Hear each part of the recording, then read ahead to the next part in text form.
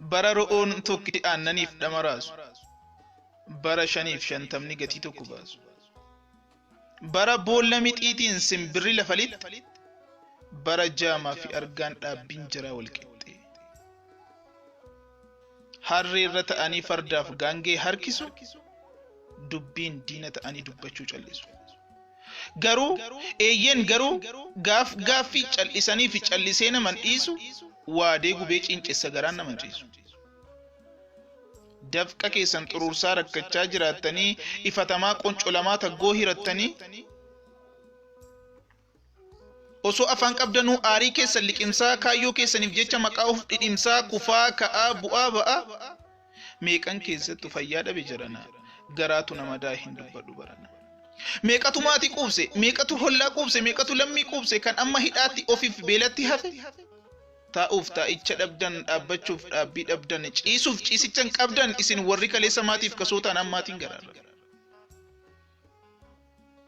Ummata ol kaaftanii ofiif immoo cabdanii, kaaniif dhadhaa baqsaa ofiif dhama dhabdanii. Ilaamee yaalamii. Ilaamee yaalamii gaafa rakkoo, yaalamii gaafa beelaa, lammii gaafa rakkinaa eelli keessan naasa. Rakkattanis fagootti onni kootiin sin qaba, lafeen keenya tokko cabni keessan naaf caba. Beelli keessan naaf beela, dheebuun keessan naaf dheebuu, otoo sin gadditanuu dibbee gammachuu reebu. Hanqinni keessan hanquuna uffisa, huqqinni keessan jara nana huqqisa. Akka waan naman taane akka sanyii bineensaa gaafa dhukkubaaf du'aan harcaatan akka fixeensaa, durkaaniif sagalee taatu amma arrabni sin cabe. Harki keessan rakkataaf qaqqabu amma qaqqabaa dhabe.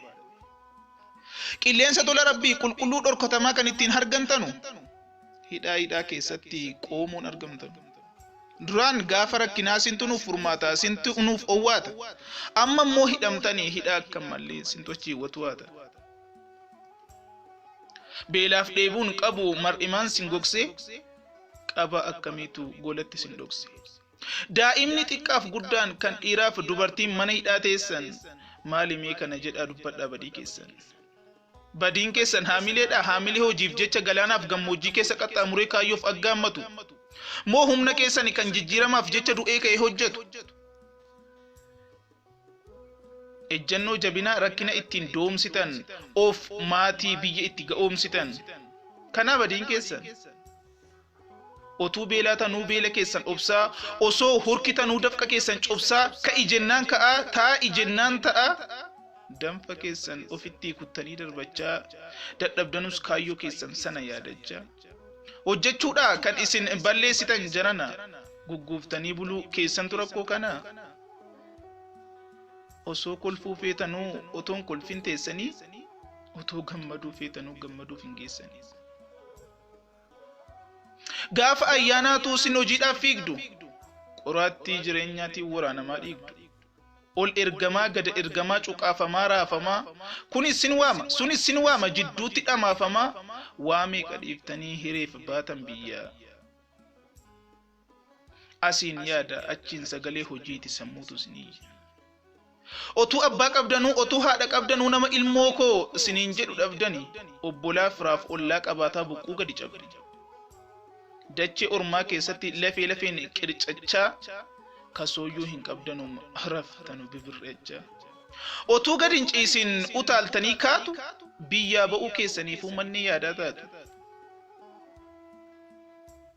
Akkasuma ta'aa waan baay'ee mudachaa, roorroo kumaaf kitilaan ofirratti baachaa. Akka waan maashina taatanii boqonnaa tokko malee yoomuu hojiif joortu, waan silaa guduunfattan maatii firaaf lammii soortu.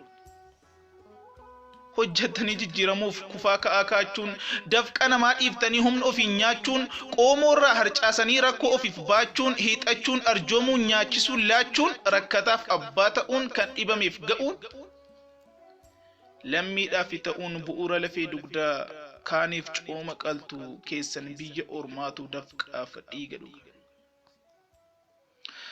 Kan inni badii ta'e hidhaatti isin darbe. Kan silaa sin kabachiisutu mirga keessan sarbe.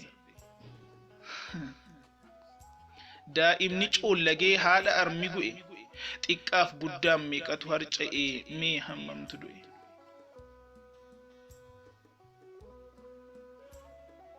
kan isin wajjin dhaabbannaan yoomuun jigne rabbiin sin haqa qabu gooftaa waadaan yaa lammii jechaafuu waanuma jechaa dhabne rabbiin siniif haga'u rabbii haqni biratti abadan hin cabne wallahi umni namaa bubbultuus ni cabdi furtuu rabbiin irraatu furmaata caalu qabdi ammaar tamaam